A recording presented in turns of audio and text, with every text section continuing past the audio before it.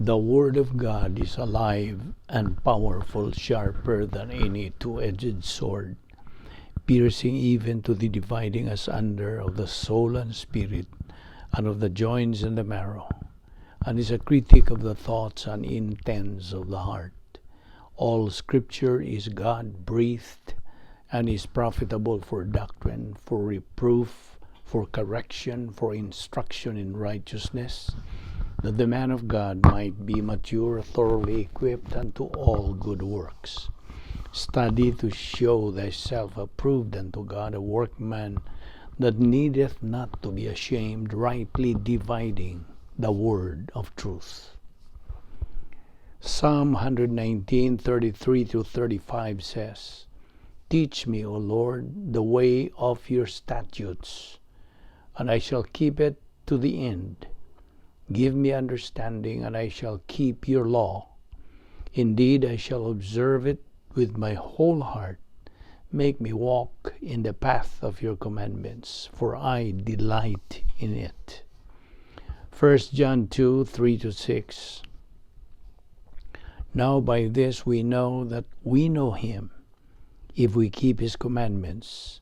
He who says, I know him, and does not keep his commandments is a liar, and the truth is not in him. But whoever keeps his word, truly the love of God is perfected in him. By this we know that we are in him.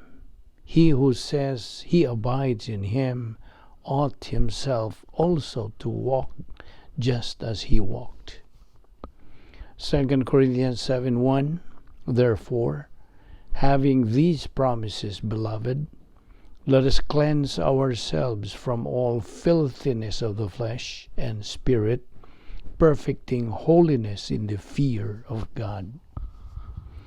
Psalm 119:105-109. Your word is a lamp to my feet and a light to my path. I have sworn and confirmed that I will keep your righteous judgments. I am afflicted very much. Revive me, O Lord, according to your word. Accept, I pray, the free will offerings of my mouth, O Lord, and teach me your judgments. My life is continually in my hand, yet I do not forget your law. Proverbs 23:12. Apply your heart to instruction, and your ears to words of knowledge. Psalm 86:11-12. Teach me your way, O Lord. I will walk in your truth. Unite my heart to fear your name. I will praise you, O Lord my God, with all my heart, and I will glorify your name forevermore. Sa dili pa kita padayon sa atong pagtuon sa pulong sa Dios ning adlaw, gikinahanglan ang atong paglimpyo sa atong kalag, pinaagi sa paggamit sa prinsipyo sa 1 John 1:9, the recovery technique or the rebound technique. Gikinahanglan nga ato kining hawason gikan sa atong kalag, kining mga sala nga niya kanato, mga sala nga atong nabuhat ning adlaw. Kay kini mahimo mang babag sa atong pagtuon sa pulong sa Dios. Busa atong tumanon ang pulong sa Dios diyan sa 1 John 1:9.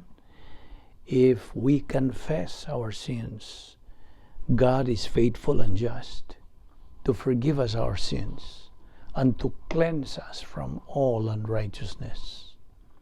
So human mo buhata ka na ikaw andam no sa pagpadayon sa pagtuon sa pulong sa Dios, kay ang Espiritu Santo makatudlo na pagpatinaw, pagpathimong tataw sa kamatuoran nga itong pagatunan.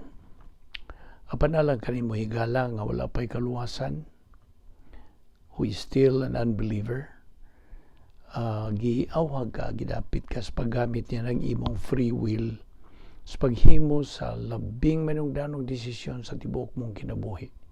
The decision to believe in Christ as your Lord and Savior Busa sa hilo magampo ta agig pangandam sa tong kaugalingon. Let us pray.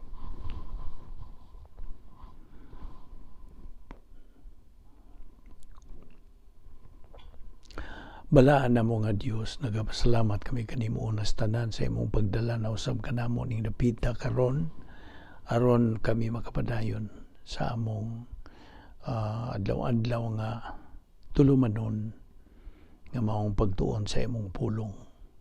Bani kami o Dios ning adlaw pa ila kami upa ipatinaw pag-ayo pagklaro pinagis pagtudlo kanamo sa Espiritu Santo sa imong mga kamatuoran. Salamat nining among Bible study through the YouTube ubos sa Vic Balbido Evangelistic Ministry.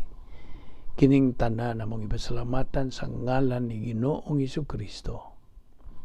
Amen. Maayong adlaw sa tanan natong mga higala, mga suki na ning atong daily Bible study through the YouTube o kaninyong mga bag-o, well, just maintain an opened mind aron kamo matudluan.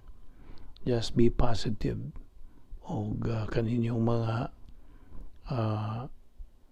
kaigsuonan diha ni Kristo, welcome na usab ning atong pagtuon sa pulong sa Dios o niya pa kita dupot karon sa atong current nga tunanan nga the study of basic doctrines, ang atong pagtuon sa mga sinugdanang mga pagtulunan sa Biblia. Okay? So, if you're ready, padayon ta sa atong pagatunan nining adlaw. Now, kita mga magtotoo, nasod naman kita sa plano sa Dios. Gusto? Yan itong higayon nga itong gidawat si Ginoong Jesucristo nga itong manluluwas, gipunit kita sa Espiritu Santo, hiusa kita kang Ginoong Jesucristo hangtod sa kahangturan. Di na matangtang. Once saved, always saved. So, karon luwas naman kita. Every believer's responsibility sa ikaduha nga bahin sa plano sa Dios. Kaya ang plano sa Dios na bahin magtudo. Ang una, kaluwasan, ikaduha, ang imo ng pagkamagtutuo dinhi sa kalibutan ug ang ikatulo, ang magtutuo dito na sa eternidad. O karon niya kita sa phase 2 sa plano sa Dios. Ngayon saman, believer in time. Okay? So, sayo na kita, nagimanduan kita sa pulong sa Dios while we are in phase 2 of God's plan. Ang plano sa Dios, tuyo sa Dios, mando sa Dios, alang ka na tumaw ang pagtubo diha sa grasya o kay balo kang Ginoong Jesucristo. Segundo Pedro 3:18. I hope di na nimo gyud wa sa imong panumduman. 2 Peter 3:18, grow in grace and in the knowledge of our Lord and Savior Jesus Christ. Mao kini ang process nga ang atong kalag mutubo. Patubuan ang atong kalag og kining atong pagtubo kanang ato namang gitunan kadtong tulo ka spiritual growth or spiritual level of spiritual growth. Okay? Tulo ni ka level. Ang una, ang pagkabata, masuso. So, kinahanglan gatas. Ikaduha, ang pagkahingkod, adolescent. Nya, kung magpadayon ka sa pagtuon sa pulong sa Diyos na adlaw-adlaw, then makabot na nimo ang imong tumong. Atong tumong, ingon nga mga magtutuo, which is the spiritual maturity level. Okay? So, makabot na tanya ng kanang level nga espirituhanong paghamtong. Hamtong na. O mao kanangang nga makabot na nato, maangko na to kanang gitawag og capacity for life. katakos sa pagkinabuhi. So, now, atong gisgutan last time nga, karon buot sa Dios nga makakinabuhi kita sa atong espirituhanong panginabuhi. That we can live our spiritual life by continuing o padayon sa atong pagtuon sa pulo sa Dios. Kay mo man kini ang process nga gitawag og spiritual momentum. Pagbuylo sa atong espirituhanong pagkinabuhi. Di man ta maka buylo, di ta makatuman ini spiritual momentum kung wate pagtuon sa pulo sa Dios. That's why nagtuman lang kita nining mando sa Dios. Patunon ta siyang pulong sa adlaw-adlaw nga paagi. So, aron kita makakinabuhi sa spiritual life which is otherwise called life beyond gnosis. Now, to know the love of God which surpasses knowledge, all understanding. So, ang Diyos already provided ang matag magtotoo sa mga kasangkapan, the spiritual assets to be able to attain His goal which is being a winner. Kaya mo man kaniyang atong tumong atong objective nga gipahiluna na kini sa Dios sa kaniyang tungwa pang tanan. Ang main objective natong mga magtutuo samtang niya pataning kalibutan na mao nga kita makaandam, makatubo hangtod makabot nato kanang atong tumong nga diin anha mahimaya ang Dios. Meaning mahimaya sa Dios ang Dios, kay ang Dios ra may makaimaya sa Dios. Pinaagi sa atong pagkabot niya ng spiritual maturity.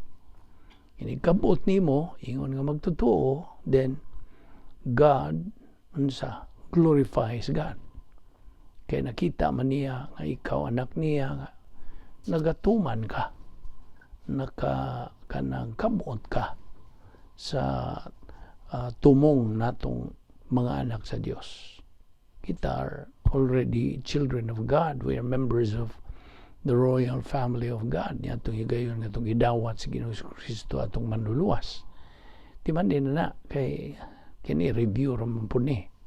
So, God already provided in eternity past pa. Kaniya itong wapang tanan, iyan nagiandam. Gitagana na sa Dios, nganhi ka na itong mga magtotoo. Every believer has been provided the spiritual assets nga panginahanglanon nato alang sa atong kanagabot ingon nga mga magtutoong mananaog, winner believers. So Ephesians 3:19 mo nagingon og to know the love of God, atong mailhan ang gugma sa Dios o ato nang kabot ka ng life beyond gnosis. Now, when we use God's provisions diya sa ining atong phase 2 karon, we become potential winners. You see? Potential pa. Hindi man na automatic. Okay? Progressive magining kalihukan. And that is part of the doctrine of sanctification. Inumdum ka ba niya itong sanctification? Unsay bot pasabot sa sanctification? Pagbalaan. You see? Dutulo may kaklase nga sanctification. Una, niya itong higayon nga naluwas ta, mo na gitawag og sa positional sanctification. O niya, human ta maluwas, mo na yung positional sanctification nga, mo na imong kahimtang nabalaan ka o gibalaan ka niya itong higayon nga midawat ka sa kaluwasan. Karon kay luwas ka naman, niya naman ka sa phase 2, then mo na gitawag na nato og experiential sanctification. Experiences kinabuhi nato. paggamit na to sa pulong sa Dios atong samtang nagkinabuhi pa ta dinhi ni ining gitawag og walog sa mga luha, the Valley of Tears. Kalibutan nga gidumalan ni Satanas og kita aniya siyang teritoryo teritoryo ng Satanas padili gud ni iyang kalibutan iyaman sa Dios, only gitugutan siya gumikan sa nagsugod na angelic conflict mo na gitawag sa doctrinal term nga naay espirituanong gubat dali sa puwersa ni Satanas o puwersa sa Dios o ganatas taliwa papilion kita. So mo na nga when we use God's provisions, spiritual assets in phase 2, we become potential winners. So it's a matter of choice gihapon. Maras imong pagpili. Gusto ka bang mahimong mananaog o mahimong pildiro? Pili. Papilion man ta. And it's either one way nga mahimo kitang mananaog o pildiro. Insi mo naging sa prinsipyo nga a believer is a product of his decision. You see? Kay ang atong giatubang every minute, moment by moment, ingon nga mga Kristohanon, mao man ang volition, ang kanang kabubuton nga kita mohimog desisyon, matagutlo, mohimo tag desisyon. Paggamiton ta sa Dios na di man mahimog di ka mohimog desisyon. It's either negative or positive ngadto sa pulong sa Dios. You see, naran nimo sa pagpili lagi. Apan you see, nakita nimo ang unsa ka ang power, ang gahom sa kabubuton sa tao. You see, yatagan tag kabubuton sa Dios. Gawas nun kitang mga magtotoo. Kaya midawat naman tas kaluwasan.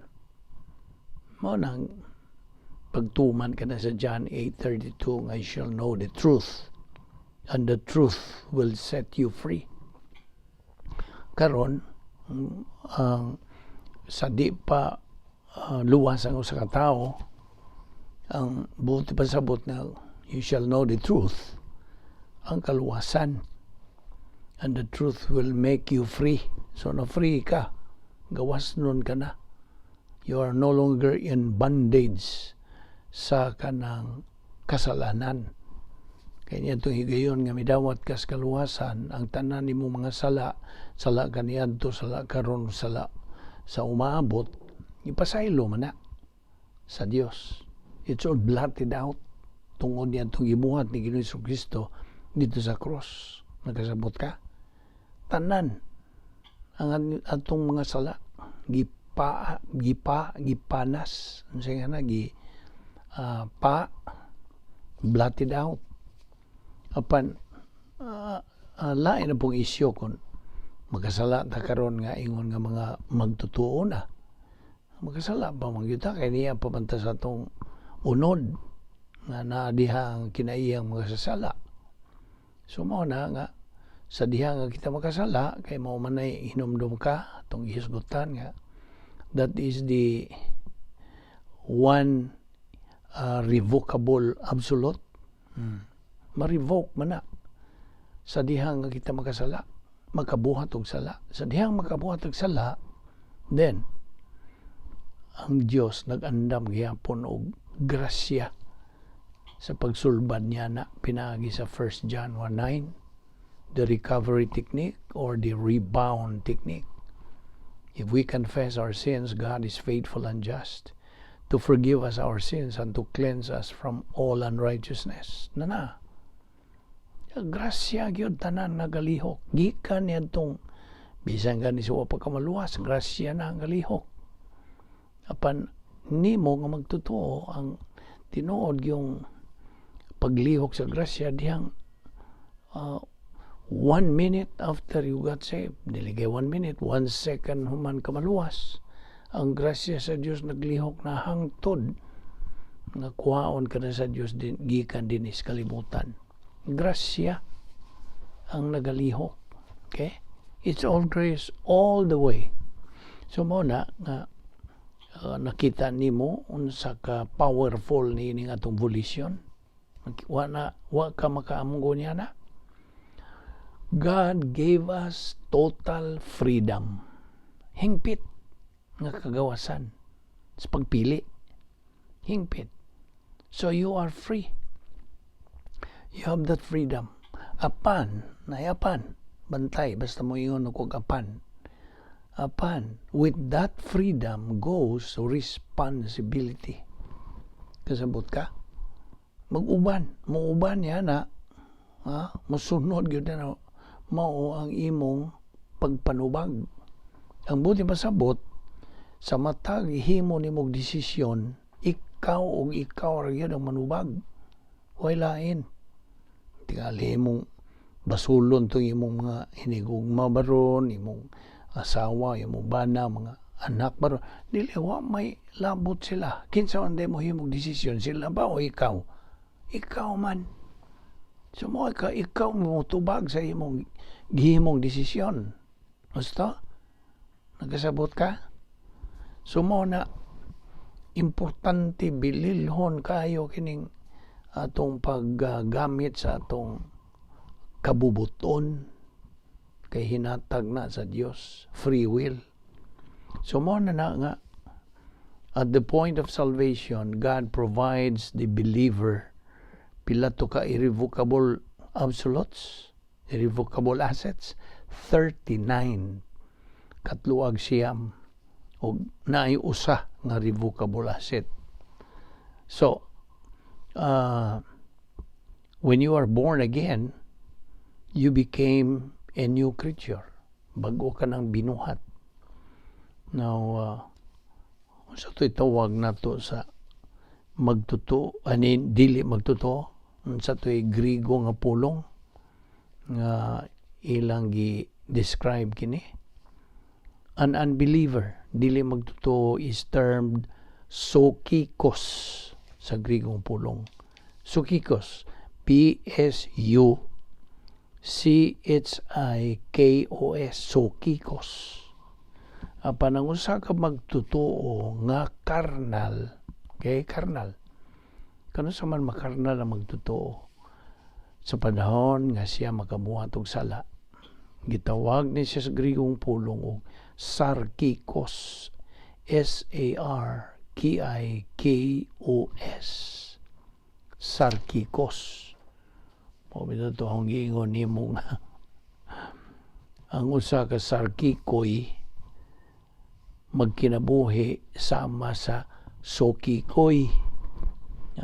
Sangay-sangay lagi. Unsa man ning sarkikoy, ila man ning construction sa ilang grammar. Okay. Ang sarkikoy, carnal believer. Ang unbeliever, sokikoy. Now,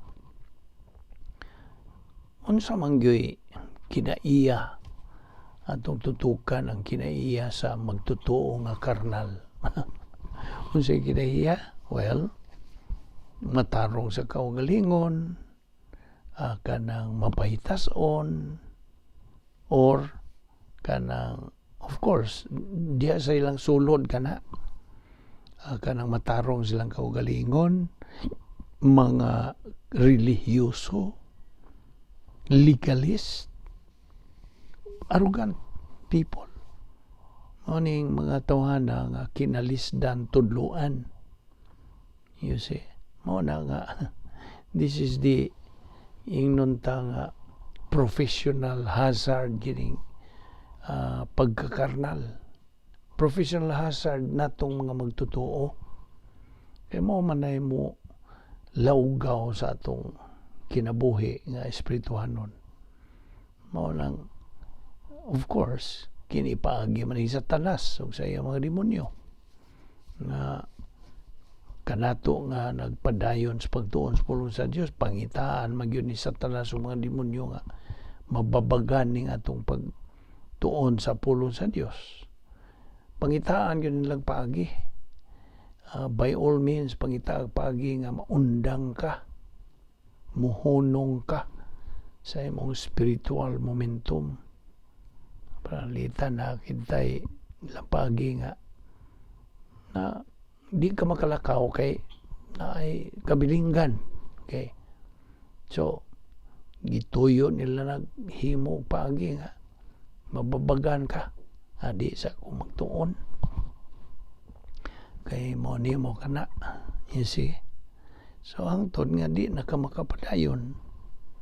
Anha nakapadayon lunang na lang Diyos kasalanan o tuwa ka na magpuyo sa duha ka kanang inunta dapit nga may gahom ni Satanas. Ang CD1 o CD2. CD1, Cosmic Dinosphere 1, unsa man, Arrogance Complex. Ang CD2, Hatred Complex. So, tuwa na ka dito. Naglunang ka. Under the discipline ra ka sa Dios. Wala ka magatubo diya sa grasya o kay balo kang Ginoong Kristo. Kalibutanon ka na. Ingnon na lang nato. Cosmic ka na nga magtotoo. Apan sa may gisulti diha sa Jeremias 17:5 o 7. Blessed is the man who trusts in God, but cursed is the man who trusts in man. Na, tinunglo ang tao nga nagasalig sa tao, apan bulahan ang tao nga nagasalig sa Dios. Di man ina? That's a very kanang significant verse diya sa pulong sa Dios. Jeremiah 17:5 and 7. Now, ang usa ka negatibong magtotoo mo bitaw to kini murag review na ni mo gikumparar na siya gitandi na siya sa tao nga YG Wills. Kadungog naman kanini sa una. Well, kaniyadto uso ning G Wills sa relo. Ang ruby nga naga-function sud sa kanang relo. Ano namang ruby man? Kay ang ruby dili mahilis. Kaya di mahilis. So, kung na ay kanang tao nga mutanag pila may jewel sa imong relo, 18 o 20 jewels. That means why jewel ang imong relo? Mo ganay ingon diha. 18 or 20 jewels may ipasabot. Today, dili na ning jewels anymore. Unsa man, battery na ang nagpaandar sa atong mga relo. Usta? So, ang usa ka magtutuong why doktrina, why jewels? Manigingon diha. But a believer with Bible doctrine na ay jewels. That believer can easily handle any kind of circumstances, be it in adversity or in prosperity. Na siya katakos how to handle it, how to face it. Mao na nakabintaha sa magtutuo nga naay doktrina. Dili pan kita naghisgot sulti nini ang pulong sa Dios. That kanang magtutuha nga naay doktrina, he is happy. He shares the happiness of God. Ana siya ay gitawag og personal sense of destiny. Ay bawang siya sa iyang dadangatan, iyang padulngan, human siya mobiya ning kalibutan na. A believer who has no Bible doctrine, dili makahandol. Dili siya kanang asdang makaatubang any difficulty or hardship in life, much more adversity. Dili yan. No, bitaw ning kung iingon nimo nga ang magtotoo nga way doktrina sa diha nga naanay mga suliran nga mohapak siyang kinabuhi, madako ba na magamay nga suliran mo dayon na siya basol kinsa may basolon niya. Ang Dios para bagyon ang iyang basulon. Moingon man na dayo ngano man gitugot man sa Dios mahitabo nako. Why did God let this happen to me? Ngati mo na sa kadakong pasipala basulon niya Dios nga man siya labot ng tao na ng imong gidangatan, ikaw may nakaingon nimo. Gusto? Mo na gingos mga katiguangan o kanang tinuyuan sa buot. Kadungog ba ka? Yan ang mga sinultianas mga katiguangan. Kaninyong mga subscribers diha nga mga guwang-guwang na pod magkasabot niya na. Panmo na. Produktor ka sa imong desisyon kay wa man ka magkugi, wa kay pag kanang padayon, wa kay pagtuon, wa kay pagahin og panahon, wa kay pagpanumbaling sa sugo sa Dios, mando sa Dios, o kanang tuman ka manog imong mga kalihukan. Bot pasabot naghimo ka ng imong kaugalingong plano, wa ka magsunod sa plano sa Dios. You see, nagkasabot ka. Sumo na sanglit that negative believer wa may doktrina mo nang giingon sa in English, so he will always throw in the towel or pasabot na mo give up na yun, surrender ba when confronted by disasters in life. So unsa may giingon na nga prinsipyo produkto ra gyud siya sa iyang himong desisyon, basta hinumdumi gyud, hinumdumi fellow believer, hinumdumi ang 10 problem solving devices nga gisangkap sa Dios sa matag magtotoo. God provided or provides every believer 10 problem solving devices. Gamita gyud kanunay kini sila when you need them in any circumstance in life. Prosperity ba o adversity. Manay giingon Pablo nga naa siya yun sa katakos sa paghandle any kind of circumstance in life.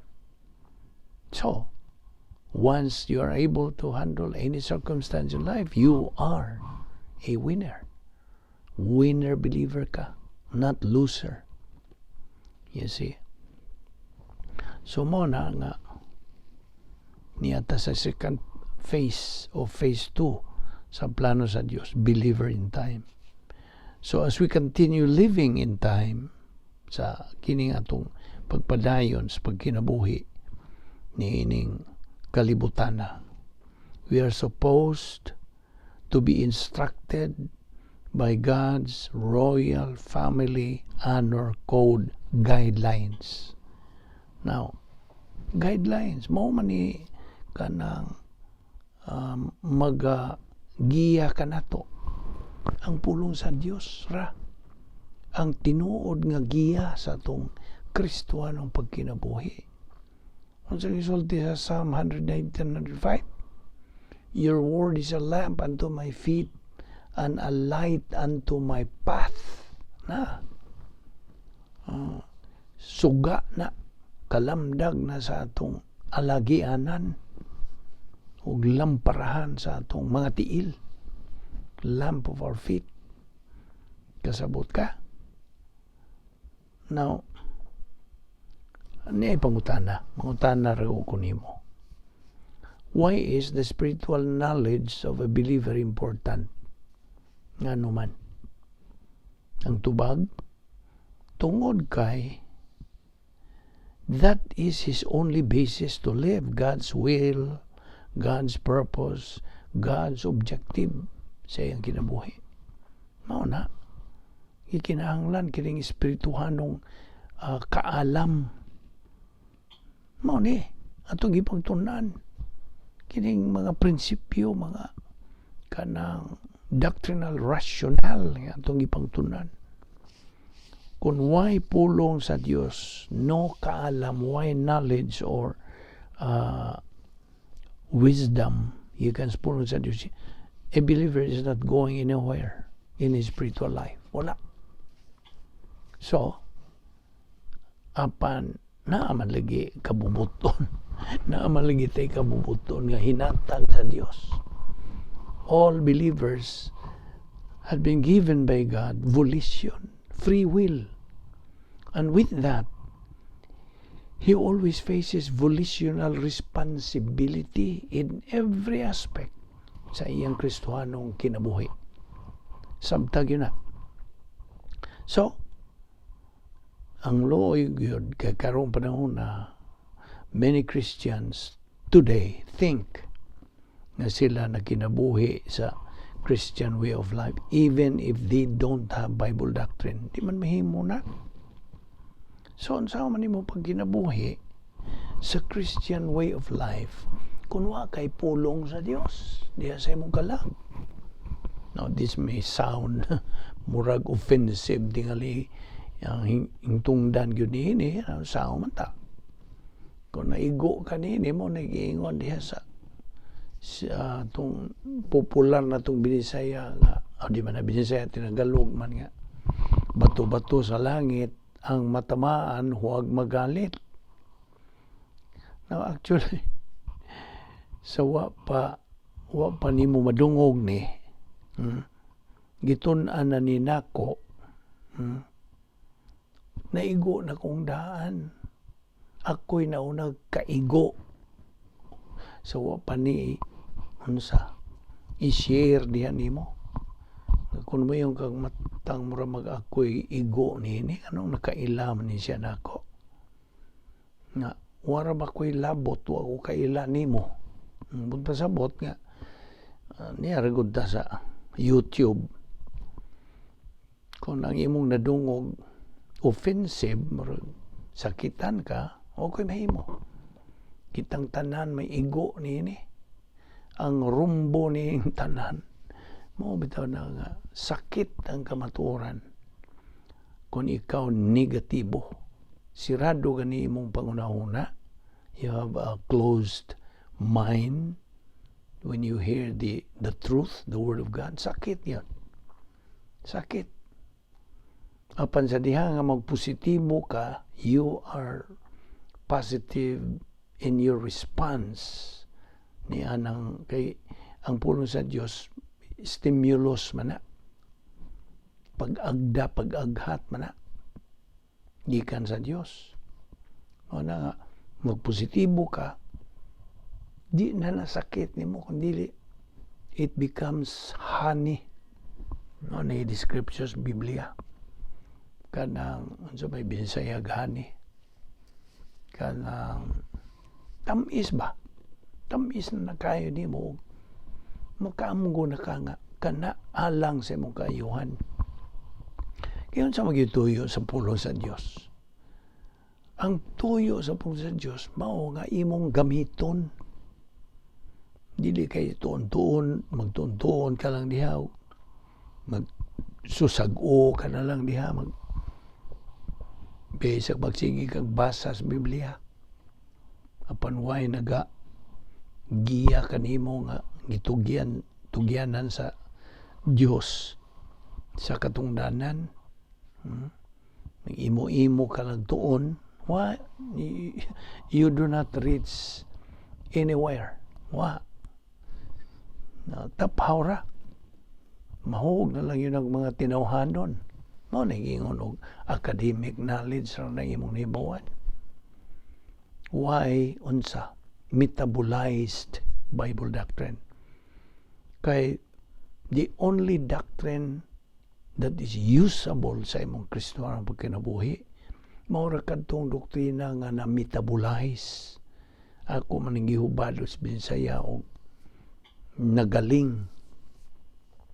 Kaya ito mong itandi ning pagtuon sa Diyos sa pagkaon nato ba. Sa matutoy atong gihemplo nimo na mukaon kag luto na naigibutang diha sa lamisa, kuha kag kutsara o tinidor kay sugod na ka. Mao ni nga atong kabuton magsigig pangutana. Inig gunit na nato sa kutsara o tinidor aron atong kuha sa unsay mga sudan dihang imong kapilian. Ang imong kabubuton mangutana nimo, sige, unsa may imong pilion, so makapili ka, tubag ka sa iyang pangutana, o kini ang pilion. So inig tuslok na nimo sa imong tinidor niya ng pagkaon, karni baron o mga utan baron, o niya ang sabaw, ang imong kutsara may gamiton natural. So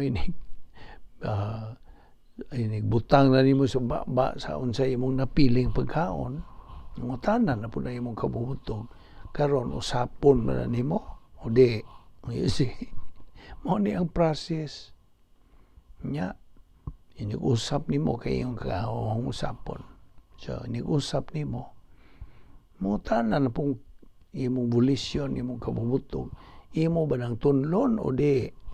You see, nakita nimo ang proseso, ang pagginini. Karon, ngayon na po ka, ang tunlon. Inigto nimo, asa man kahog, anto mas imong tiyan, tanan nga imong usap, imong okay, it's either imong usapon o di. May muna imong tunlon na yun. You are in trouble kung imo lang tunlon way usap-usap. Nga lain na.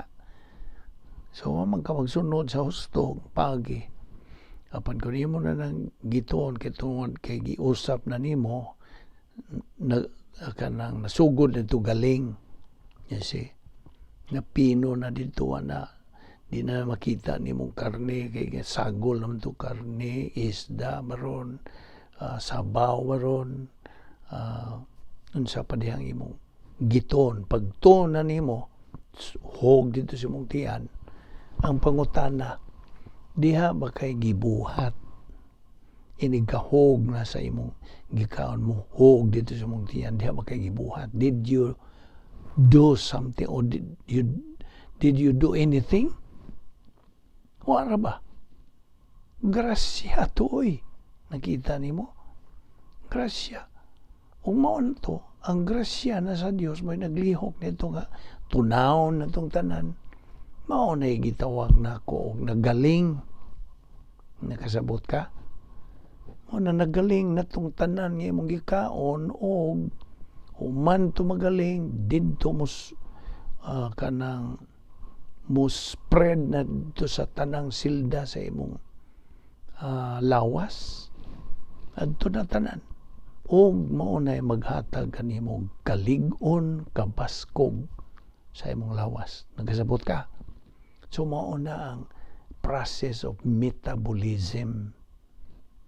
Karon atong ibutang na ngadto sa espirituhanong paghulagway. Mao na to. Gatuon tas pulong sa Dios din karon. Ang imong volition na pud mo tanan mo tuo ba kaniya na o di. You see? Inig-ingon nimo ko mutuo ko. Pag tuo nimo ana, murag ditso na lang ng process niya na sa atong giingon sa atong physical nga pagulagway nimo nga imong giusap, imong giton. Kadtong pagtuon mo to atong kaamgid o pagtandi sa imong pagtuo, sa imong nakatunan nga pulong sa Dios. Nakakatuon ka, nakasabot ka, nakaila ka, og imong gituuhan. Mayong kamutuo ko, nga kanagikan sa Dios, gikan gyud sa una-una sa Dios. Na diha, tabla ratos imong gituon o ang Espiritu Santo na bahala nito sa paghimo niya itong imong gituan nga doktrina nga kanang klaro, tataw, tinaw, tinuod. Mo na kay na metabolize man ang pulong sa Dios diha nimo. Dili ikaw nag-metabolize, ha? Kinsa man? Espiritu Santo. Ministry na sa Espiritu Santo. The enabling ministry of God, the Holy Spirit. Mo na nagagaling niya doog. Karon magamit na nimo sa imong Kristohanong pagkinabuhi. Kay kalig-o naman to, kabaskog naman to sa imong kalag. Nagkasabot ka.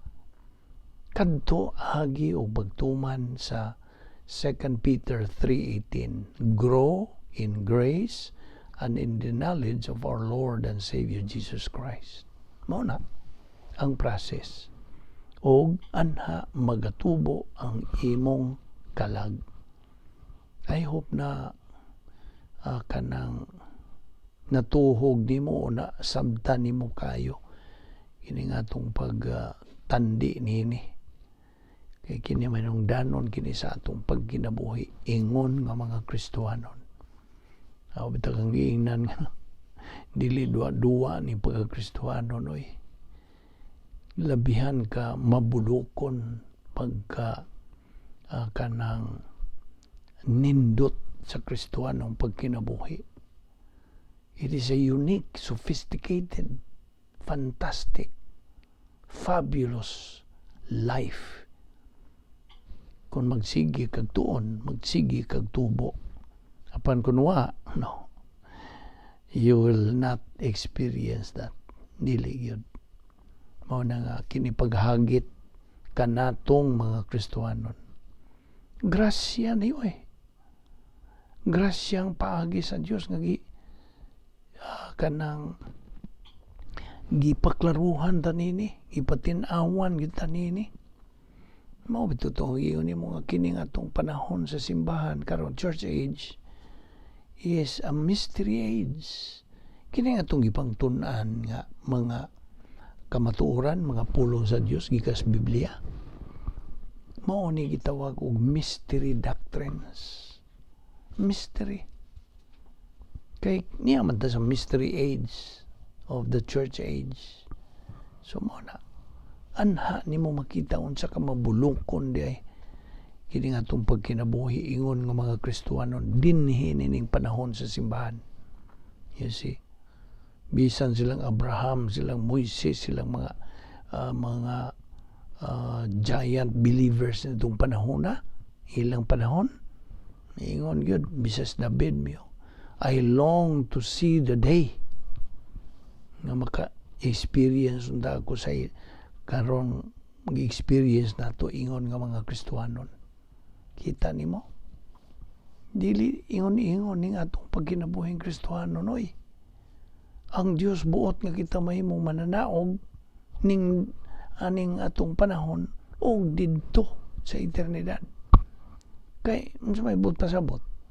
Nigabot na to sa eternidad kay tuwa na may naghuwat na tong mga kanang inheritance.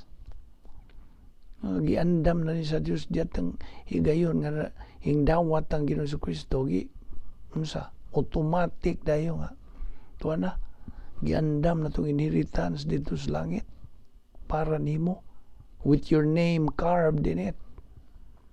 Unsa man nang wa man naarabay tulumanon niya na mo nang kini atong gibuhat apil ni sa atong pagtuman sa kanang kasabutan ingnon ta. There is an agreement ingon ang Dios nga buhatan ni tumanan ni kay kung matuman nimo ni if you fulfill, you accomplish the requirements, then imong madawat ang mga inheritance dito. Mao na gitawag na to escrow blessings in eternity. Mao na nga ito ang ingon nimo nga dito sa langit na ay atong museum of heaven. Museum. Na nga nato dito. Na butang diha. Now, inikabot na to dito, ug wa tayo nabuhat nga mga maayo nga Diyos nun, kay mora man nahi kanang basihan. Ang basihan nga itong mga maayong buhat dinis kalibutan nga Diyos nun. Na duha ra ba ka klaseng maayong buhat, Diyos nun o kalibutan nun. Kung kalibutan nun ang imong nabuhat, wa kay ganti, wa kay inheritance o dawat dito. Kay gitandi man nagkahoy kugon og dagami, duslitan nimo na mo sila o na ug daw. So sa may gantihan sa Dios wa. Apan kadtong buhat og maayo nga Dios non ginamit ang pulong sa Dios. Nga gitandi ka na sa pilak, bulawan ug mahalong mga bato. Og duslitin na masunog ba na? Di ra ba? It will stand. Magpabilin ka na. Huwag mo na ang basihan sa pagdawat nimo sa mga inheritance dito. Kay nakabuhat man ka, nakatuman ka man. Mo na. Nakasabot ka ba sa akong pagtinaw nimo nini? Review ra pod ni. Ato ning ibalik karon di na gyud nimo makalimtan. O kadtong mga bag-o padayon lang. Kamong mga bag-o, padayon lang. Just be consistent and persistent. Pagka malahutayon, masigihon, makanunayon, sa pa yung mga description niya na manang padayon ta. We have to be persistent yun. Kay maura niyang pagi nga kita makakabot. Yan ang atong common goal or objective, spiritual maturity on to living that life beyond gnosis. Atong ipadayon ni ugma, ayaw sipyat sa sumpay nini. Kay aron imog yung matuhog ang tanan nga mga prinsipyo nini gikan sa pulong sa Dios. Magampo ta. Balaan na mo nga Dios, nagapasalamat kami kanimo nini higayon nga nakikambitay kami sa imong mga pulong. Salamat sa imong grasya nga nagalihok sa among kinabuhi. Dili kami takos niini. We do not deserve it. We do not earn it. We do not work for it. Because it's grace. Salamat to Diyos ning among Bible study pinagi sa YouTube ubos sa Vic Balbido Evangelistic Ministry. Kining tanan salamat to Diyos nga untay mo kaming dadon ugma dinhi. Ron kami makapadayon sa among spiritual momentum. Yung tanan na mong ipasalamatan sa ngalan ni Ginoong Hesukristo. Amen.